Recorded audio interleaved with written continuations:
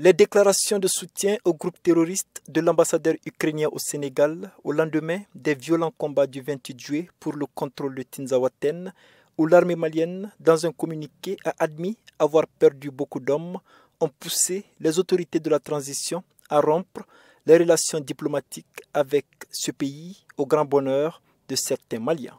Quand on sait que le problème du Mali aujourd'hui, c'est l'insécurité, c'est la lutte contre le terrorisme, et qu'un pays aussi puissant que d'autres puisse soutenir les touristes, vraiment c'est inquiétant. Le Mali a pris la bonne décision de rompre. Moi, je salue cela.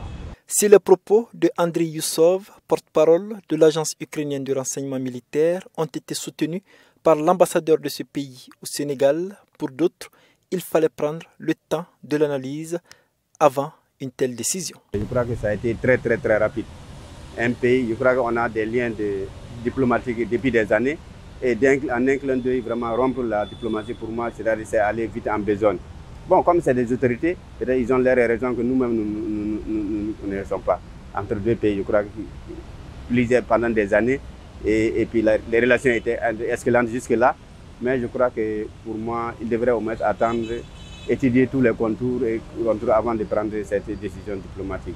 Dr Amadou Touré, enseignant-chercheur en sciences politiques à la faculté des sciences administratives et politiques de l'université de Bamako, estime qu'en prenant cette décision, le Mali s'inscrit de facto dans un conflit géostratégique qui va au-delà de ses frontières. Le Mali, en prenant cette décision, c'est tout à fait normal parce que le Mali s'aligne d'office derrière la Russie.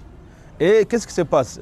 Connaissant bien la puissance de la Russie face à l'Ukraine, et comme c'était dit, nous sommes dans une guerre stratégique où il faut trouver des moyens pour nuire à l'adversaire.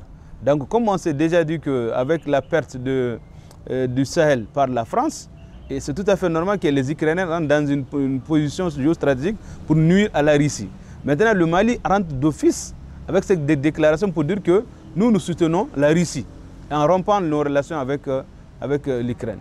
Si la presse malienne salue l'action du Sénégal qui a convoqué l'ambassadeur ukrainien au Mali, nombreux sont ceux qui, comme le docteur Touré, dénoncent le silence de la classe politique et de la société civile face à ce qu'ils qualifient d'affront. Mohamed Danyoko pour VOA Afrique, Bamako.